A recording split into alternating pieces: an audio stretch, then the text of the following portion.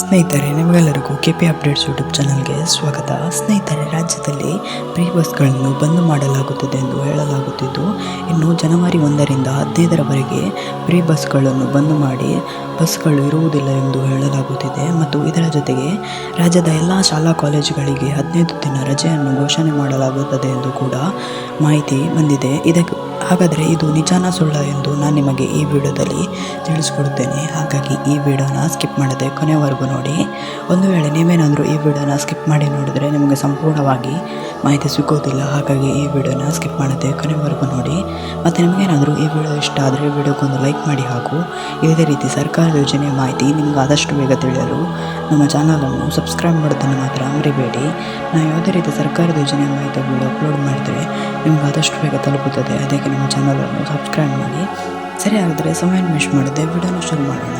ಹೌದು ಸ್ನೇಹಿತರೆ, ರಾಜ್ಯ ಸರ್ಕಾರವು ರಾಜ್ಯದಲ್ಲಿ 5 ಯೋಜನೆಗಳನ್ನು ಜಾರಿಗೆ ತಂದಿದ್ದು, ಇದರಲ್ಲಿ ಒಂದು ಯೋಜನೆಯಾದ ಶಕ್ತಿ ಯೋಜನೆಯು ಇನ್ನು ಮುಂದೆ ಚಾಲ್ತಿಯಲ್ಲಿ ಇರುವುದಿಲ್ಲ ಎಂದು ಹೇಳಲಾಗುತ್ತಿದ್ದು, ಪ್ರೀ ಬಸ್ಗಳನ್ನು ಬಂದ್ ಮಾಡಲಾಗುತ್ತದೆ ಎಂದು ಹೇಳಲಾಗುತ್ತಿದ್ದು, ಈಗ ಬರುತ್ತಿರುವ ಮಾಹಿತಿ ಪ್ರಕಾರ ಜನವರಿ 1ರಿಂದ 15ರವರೆಗೆ ಪ್ರೀ ಬಸ್ಗಳನ್ನು ಬಂದ್ ಮಾಡಿದ್ದು, ರಾಜ್ಯಾದ್ಯಂತ ಗೌರ್ಮೆಂಟ್ ಬಸ್ಗಳು ಇರುವುದಿಲ್ಲ ಎಂಬುದಾಗಿ ತಿಳಿಸಿದ್ದಾರೆ.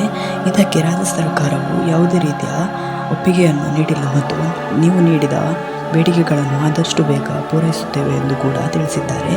ಹಾಗಾದರೆ ಸಾರಿಗೆ ಸಿಬ್ಬಂದಿಗಳು ನೀಡಿರುವ ಬೇಡಿಕೆಗಳು ಯಾವುದೆಂದರೆ, ಒಟ್ಟಿಗೆ 5 ಬೇಡಿಕೆಗಳನ್ನು ನೀಡಿದ್ದಾರೆ.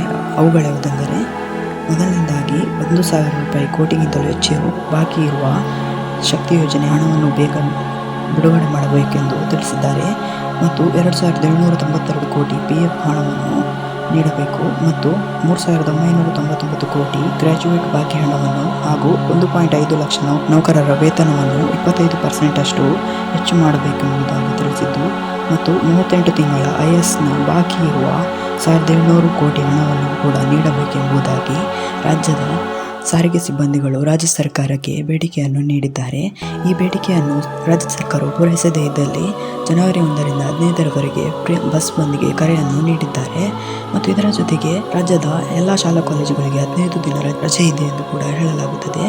ಇದು ನಿಜ ಅಲ್ಲ. ಯಾಕೆಂದರೆ ಯಾವುದೇ ರಾಜ್ಯ ಸರ್ಕಾರವು ಅಥವಾ ಯಾವುದೇ ಸಂಘ ಸಂಘಟನೆಗಳು ಯಾವುದೇ ಶಾಲಾ ಕಾಲೇಜುಗಳಿಗೆ 15 ದಿನದವರೆಗೆ ರಜೆಯನ್ನು ಘೋಷಣೆ ಮಾಡಲು ಹೇಳುವುದಿಲ್ಲ. ಹಾಗಾಗಿ ರಾಜ್ಯದ ಯಾವುದೇ ಶಾಲಾ ಕಾಲೇಜುಗಳಿಗೆ 15 ದಿನ ರಜೆ ಇರುವುದಿಲ್ಲ.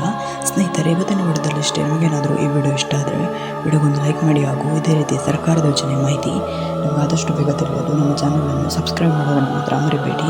ನಾವು ಯಾವುದೇ ರೀತಿ ಸರ್ಕಾರದ ಯೋಜನೆ ಮಾಹಿತಿ ವಿಡಿಯೋ ಅಪ್ಲೋಡ್ ಮಾಡಿದರೆ ನಿಮಗೆ ಆದಷ್ಟು ಬೇಗ ತಲುಪುತ್ತದೆ. ಅದಕ್ಕೆ ನಮ್ಮ ಚಾನಲನ್ನು ಸಬ್ಸ್ಕ್ರೈಬ್ ಮಾಡಿ. Thank you for watching this video.